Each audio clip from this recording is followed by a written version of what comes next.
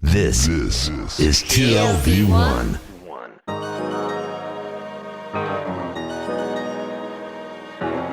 The Tel Aviv Review.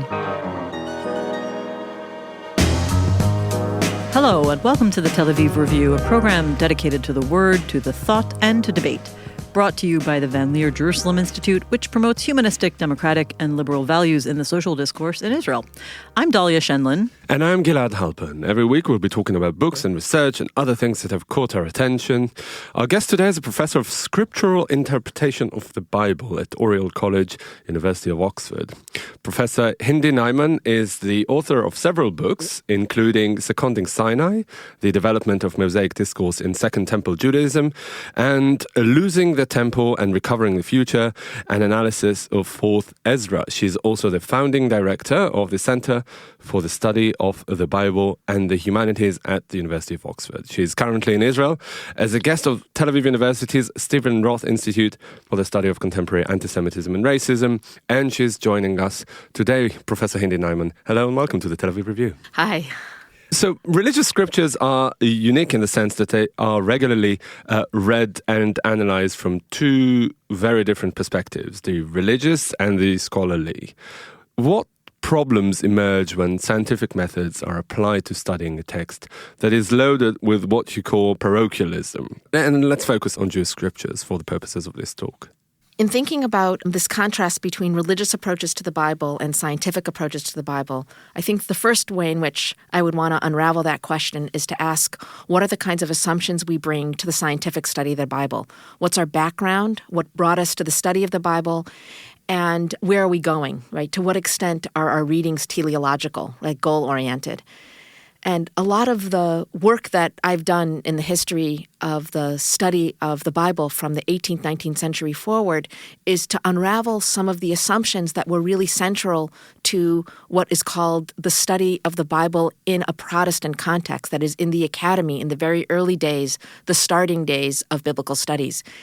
The scholars bring with them assumptions that are endemic or essential to the project of the Reformation and a return to original text or sola scriptura, which is not without heavy religious assumption and a deeply antagonistic orientation, both with respect to Catholicism, the history of Catholic interpretation, and with respect to Judaism. And it's even more than that, because it's not only about the rejection of interpretation as a way of getting to the text alone, but it's also the rejection of any other text that might be relevant to help us understand the Bible itself, by which I mean apocryphal texts, interpretive texts, legal texts. To talk about an original or a pure religion is not to be objective and not to be inspired by science alone. And in fact, along with that entire approach, the history of Jewish interpretation and Jewish law has been undermined and called nothing but the bastardized form of the original language or the original words of God themselves in Latin, ipsissima verba. Can I ask for our listeners who are not Bible scholars, and me coming from the social sciences, what is meant by the scientific study of the Bible? I mean, in the social sciences, we talk about experiments and measurability. What does this mean in a context where we're talking about literary interpretations and metaphor and symbol and historic analysis? What is science? And is it being used to project a sort of an objective approach, which you're claiming is not so objective? Well, it's not that it's not interesting. It's interesting and it's rich and it's part of the history of the formation of the place of the Bible in the academy. But to call it Wissenschaft, right, to call it science, is to claim that it's somehow separated off from religion. And the question I have for you, these are questions that Jim Kugel and John Levinson have explored in many, many ways, among other scholars. But as Jewish scholars, we've been thinking now for over half a century about ways in which the scientific study of the Bible brings with it a deep and heavy and burdened Christian tradition, which undermines the authenticity, the authority, and the vitality of the history of Judaism as a contributing force to the history not only of the formation and production and composition of the Bible, but also of its reception, reading, interpretation, and dissemination. It sounds like centuries-old habits. I mean, we're talking about things since the 18th century, if not earlier, right? Were there no reforms or any kind of changes, paradigm shifts in the study in Bible criticism? It seems like it's been very consistent over time from your description. Right. Well, I want to use value-laden terms here. I would not want to only use the word consistent. I would want to talk about the word like wooden or dead or uninspired. Let me talk about this from a number of different vantage points. When Wellhausen and company are talking about the differentiation of sources in the Pentateuch. These are German scholars. German scholars, but not only German scholars, also British scholars, throughout the continent and beyond. But we're talking about the 18th century, 18th century, right? 18th, 19th century scholarship to apply what was then current literary criticism with respect to identification of sources in the history of the development of those sources, pre-sources for the Pentateuch, to understand how texts are assembled. This is also happening with classical scholarship. This will also happen with the study of Shakespeare, right? So this is an approach to read texts. It became, in the context of the history of biblical studies, dogma. So much so that people understand that that's the only way to read. Today, in Israeli high schools, people are talking about implementing this as a way of teaching high school students how to read biblical texts, to show them that there's a double, right? There's the letting go of Yishmael. There's a letting go of Isaac through the Akedah, right? Or the sending. So these are doublets. To understand those doublets as different sources and to teach it as though that's the scientific way to study it, and then there's this other midrashic way, which is kind of full of religion, is completely confused. There are literary approaches. Midrash is also literary. Contextually, culturally, philologically grounding and understanding and reading the history of the development of the biblical text is the way to be open. Part of what I want to say is that the academy was not static. So one of the things that happened was at a time when biblical studies is starting, so is classical studies. So Eichhorn and Wolff, these two great, great figures, are thinking together about the history of the fixing of the text and critical editions. How do you think about the correct version of the text, looking at, we talk about the Aleppo Codex or the Leningrad Codex. You look at the text, you look at the Masoretic notes, and you look at the fixing. These are the original versions of the text, right? Original is a complex. Well, yeah. These are medieval manuscripts. We didn't have anything before, any other Hebrew texts. But the purpose is to go as far back as possible. Now, the question, how to go, let's just pause for a minute. If our goal is to get the original text, how is this the goal? What is the goal exactly? If you look at the earliest version, the best version, in order to what? To get to the original words of God, to get to Abraham, to get to David. What exactly is our goal? Part of my critique of the history of Bible scholarship as a biblicist is that if what you're trying to do is get to the earliest layer, what actually does that achieve? Are the later layers less important? Are they spurious? Are they bastardized forms? And what happens if, let's say, in 1948 or 1949, you find hundreds and hundreds of biblical Hebrew manuscripts from the 1st century BCE? And what just happens in Israel? You're referring to the Dead Sea Scrolls, I am referring to the Dead Sea Scrolls. And what happens when you find that the variation with this quote-unquote fixed or original text isn't what you thought it was. Is not what you thought it was. How do you integrate that information?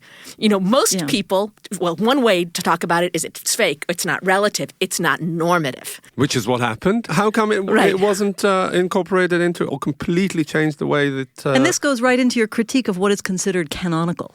Right? Exactly, yes. Can you explain that critique? Right. And why did the Dead Sea Scrolls set off this enormous issue in your thinking? Well, there are lots of great questions I was just asked, so I'm not sure which one to take first. Whichever you like. So I want to try to go in order and I want to end with the question about canon, but let's just back up a little bit.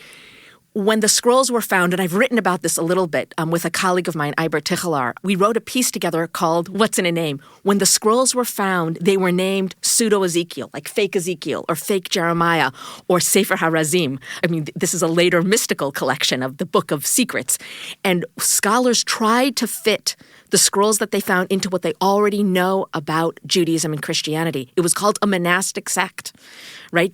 They were celibate. They had a scriptorium. I mean, we're talking about a scriptorium in the 1st century because it looks like they had a table and they found a couple of inkwells, but we didn't know what to do with it. What happens if you find the earliest midrash? What happens if we find the earliest text in Aramaic, which explains why Abraham lied and sacrificed his wife's honor and reputation by letting her go and sleep with Pharaoh, and suddenly she's pregnant? Like, how do you explain all of that? There are these earliest midrashim which talk about Abraham Abraham crying, praying, all the things you don't see in the text. So there's early interpretation, but there's also early preservation of text variation, which doesn't only look like what we call Tanakh, the Hebrew Bible.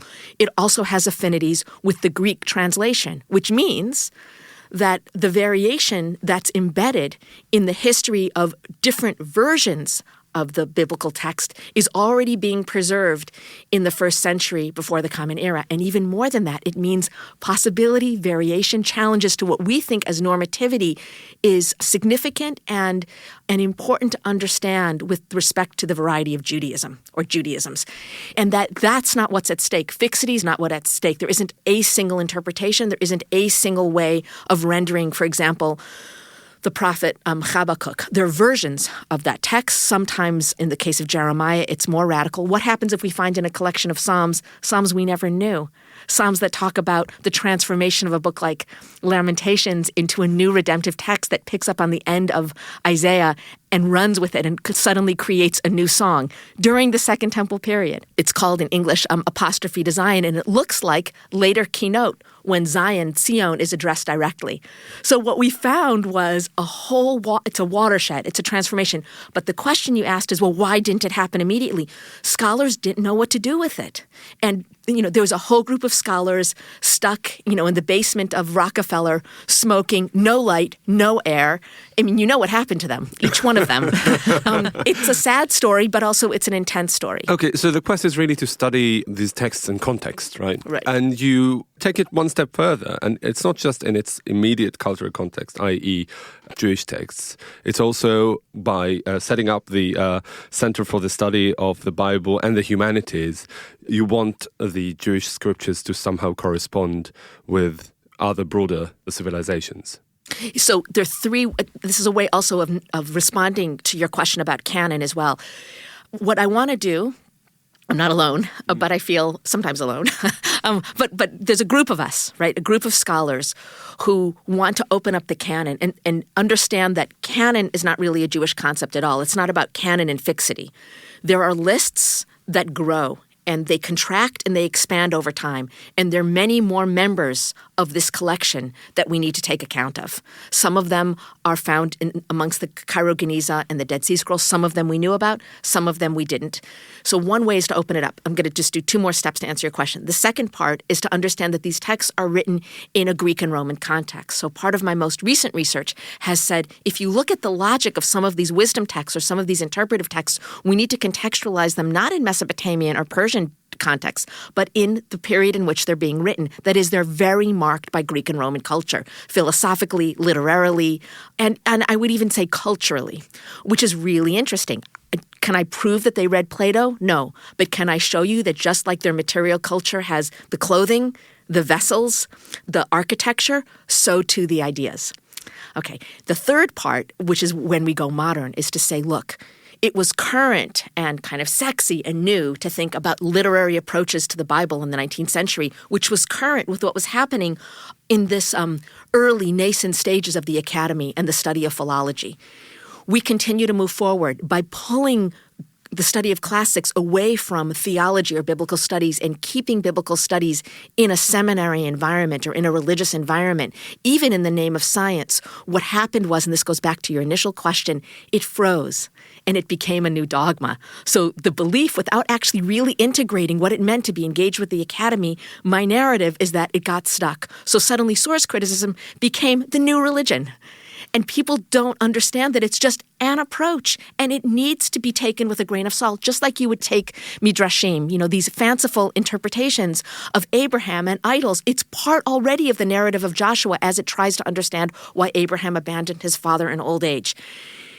This is one way of thinking and reading. I'm very, very interested in reading practices, but I'm interested in learning from figures like Peter Sande or Walter Benjamin or Gershom Scholem, who's a Kabbalist, but also is thinking in conversation with Benjamin and Brecht with respect to thinking about the history of the development of Western civilization and textuality. And you might say, come on, Hindy, this is like hugely anachronistic. You're going to bring me 19th or 20th century readers and poets, and you're going to tell me I'm going to use Goethe to learn how to understand wisdom from antiquity? And I'm going to say, but that's what we're doing doing anyway. We are all, as Nietzsche said, untimely. We indulge in anachronism.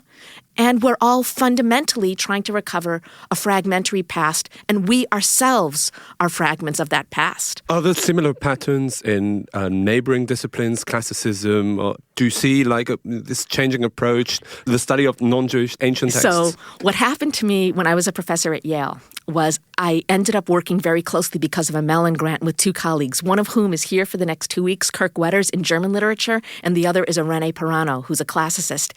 And we taught with each other's texts.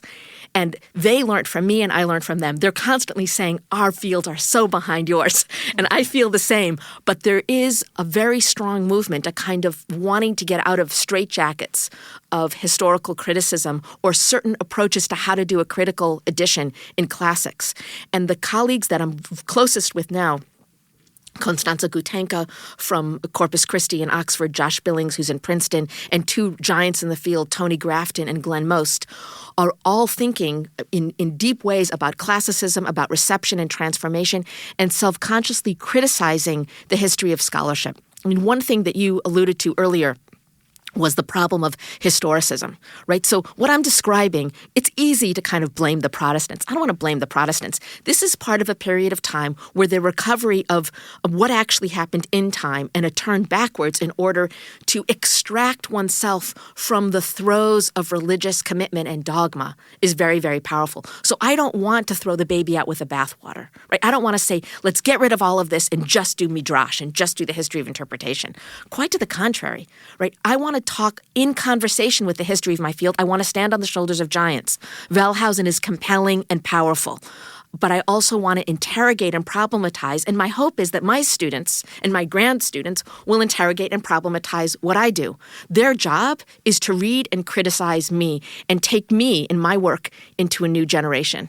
I guess would it be fair to paraphrase what you're saying is that students need to be able to look at the original historical contextual environment in which the texts were written and then continue to add all the layers of interpretation over the centuries? Is that how you're looking at it? Because I'm thinking of this, you have a great passage here that says, you're referring to Homer. You say the great poet and the wonderful genius deserving of study is not the actual historical Homer, assuming there was such a person.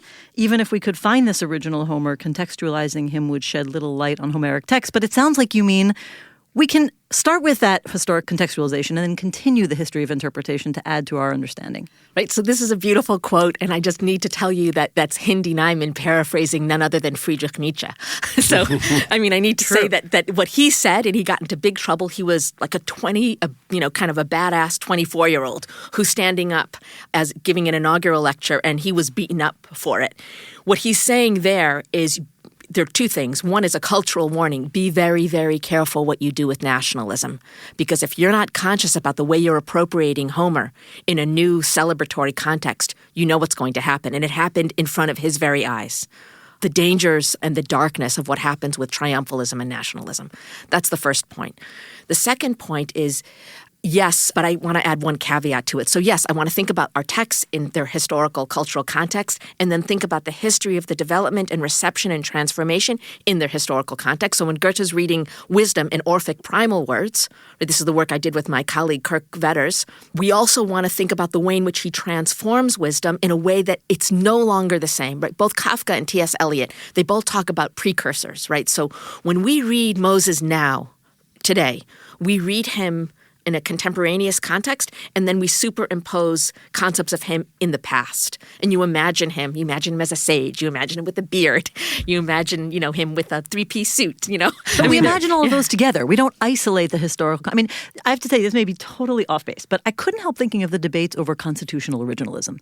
Yes. The idea of do we try to understand the Constitution only as it was intended in that time, or do we add to it all of the contextual meanings that add up over history? So this is such an important question. And just yesterday, I was lecturing to the law school in Tel Aviv.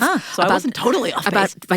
Exactly on base, about the vitality of Scripture, using this term, borrowing very much from Gershom Scholem, because what Gershom Scholem did in this very, very important essay called Revelation and Tradition as Religious Categories, in 1962, he's standing talking to a whole bunch of religionists in Ascona, right, in one of the most beautiful places in Switzerland, and he's saying, Judaism is vital and vibrant. This isn't about recovery or saving Judaism from the embers of the fires after the Shoah.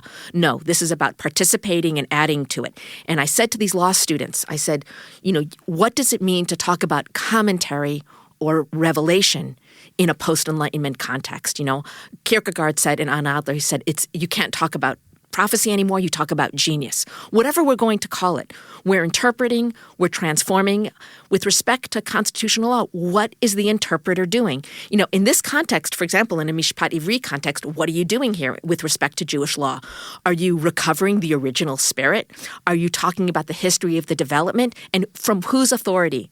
So on the one hand, I want to talk about vitality. I also want, and how it's inevitable. You cannot stand and talk about the relevance of Jewish law without understanding its history and to pretend that it's just secular and we're just implementing. However, be very, very careful with what you do with that inevitability and be mindful of anachronism and beware of triumphalism, the temptation and the dangers of it and how destructive it is, because we as human beings are part of that history. And that goes exactly back to your question about the humanities. We must be careful as we engage the humanities. Let's think in very humble ways. I was quoting Schlegel about being fragments of ourselves. Our knowledge is incomplete, and as human beings, we're incomplete. We strive towards a kind of completion. And this is if I have a kind of a Rebbe or like a figure for me, it's a philosopher named Stanley Cavell. And he talked in his work a lot, he's still alive, and he was in Harvard for many, many years. He speaks a lot about perfectionism, that is a process of improving oneself and thinking a lot about the ways in which we can change the world around us. We would call this a kind of repair or tikkun olam. And I think we can do that in the humanities, and I think the humanities is an essential part of the political fabric of society. But I want to go back to what you keep warning of. Where does this triumphalism come from? Why does a historic, original sort of contextual analysis of a text lead us to this triumphalism that Nietzsche warned about? That's a great question, and I want to answer it in a few different ways. So one is to say that I got back to the original.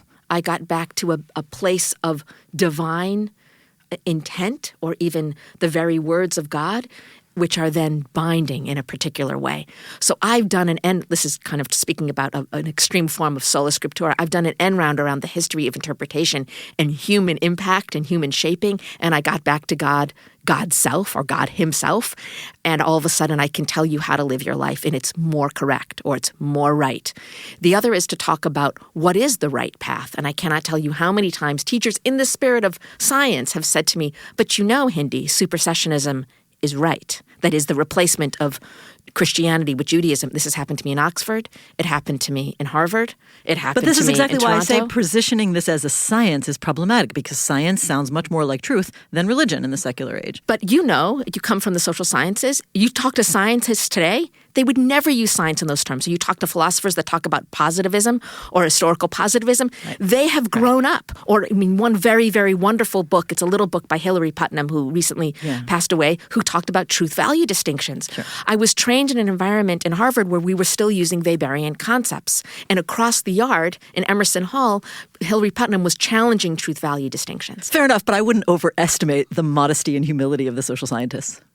Neither would I. No, but another question, going back to the scripture, we're talking a lot about texts and the word and the written text. But then again, you refer at some points to the presence of the author, that, part of what people do in Bible criticism and in that sort of exploration was trying to trace the author. Also, what Nietzsche said, that Dalia alluded to earlier about Homer, we're really transfixed on his existence as a person. Who was Homer and what was he influenced from?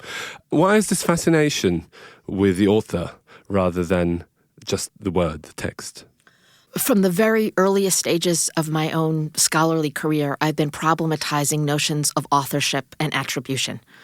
Let me say that the fascination with the author is the same fascination of getting at the very words of God, God's self, very words of Jeremiah. The fascination with biblical archaeology, which is really about reestablishing Israel, biblical Israel. What's dangerous about that is the same notion of triumphalism and the dangers associated with trying to recover something and then for me to bring you the word or the good news. Very politicized approach. Very, very politicized, and also very, very generated by a particular evangelical is too simplistic because it's not just about Christianity. It's about wanting to get at the very words themselves, the very God, God's self. And so, but very early on, I noticed very much in the history of scholarship, first of all, many of the texts I was looking at were called pseudo, fake, because they weren't part of the canon, but they were just as interesting as these other texts. But what about texts within the Bible that are considered to be second or third Isaiah, pseudo-Isaiah? What's considered authentic or inauthentic? Why is a prayer or a poem that's embedded at the end of Genesis considered more authentic and older, and the other stuff, oh yeah, it's post-exilic or exilic? So all of this value-laden language that I was getting from Weber, I was getting from Wellhausen, which felt like there was a knife being stuck right in me and then turned. So one of my professors said, oh, Hindy, it's just landscape. The other person said, just get with the plan. That's what German Bible scholarship is about. You should be a scientist. Another person said, tuck your emotions and your Jewishness and your femaleness under your sleeve and kind of be a guy. How is this a female approach? Well, it's more about having emotional reactions to what I call because men don't have anti-Semitism. emotions. Sorry. I actually thought it's just one more radical perspective to the scientific endeavor, just like, I don't know, sort of post-colonial or maybe feminist critique. You're applying, to me at least, it seems like pretty much the same She tools. is the structure of the scientific revolution. Yeah.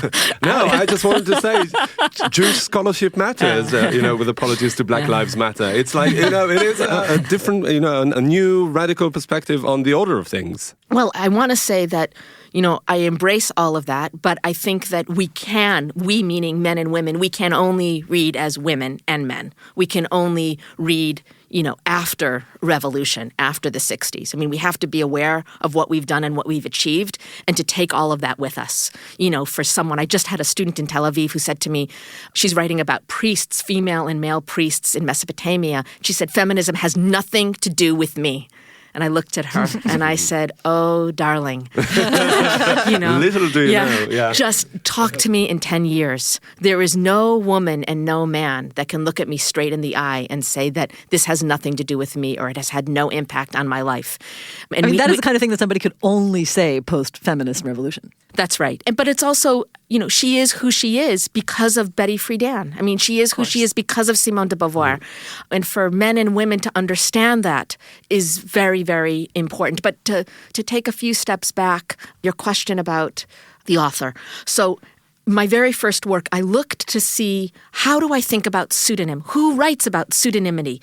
So I spent a lot of time working on Kierkegaard, and I realized that Kierkegaard wasn't really the right voice yet. I've now returned to him in many, many ways. I found a little piece, which is actually a political piece, written in 1968 by Foucault, called What is an Author? Foucault wrote a little piece? A little about piece. something? Very little piece called What is an Author? Is it readable? It's very readable. Come on, Foucault is but readable. It's very political, and it's also full of borrowed texts. He talks about pseudonymity, but he borrows Barth and he borrows Nietzsche embedded in this text without citation, which is also very interesting. I was very seduced by it. Yes, but I was very, very seduced by this essay, and I realized that what he asked of us, he talked about, it's not about what an author is. This is also in the context of 1968, and he's, terrorizing and problematizing the humanities in general. This is, people are standing threatening to burn down libraries, right? This is, and burning cars and turning them over in the middle of Paris, in the middle of Harvard Yard. I mean, there are all these stories, right? Berkeley, Michigan. I mean, the world is turning upside down. And he said, look, it's not about who the author is. You give yourself to the history of the tradition, a Marxist reading, a Shakespearean reading. And I said, a Mosaic reading. It's not about whether or not Moses wrote Deuteronomy.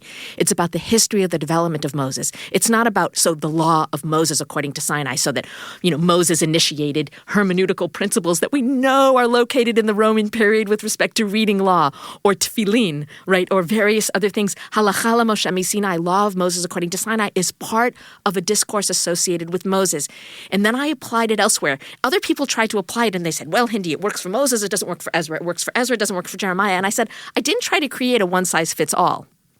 What I tried to do was say that pseudonymous attribution, to associate something with an author, is not to lie, but it's to create a generative force over time of composition. And it's also a way of understanding what in Hebrew we call shichtuv, rewritten Bible. So writing and rewriting Deuteronomy, Chronicles, but all these other texts that continue to write and rewrite and re-inhabit.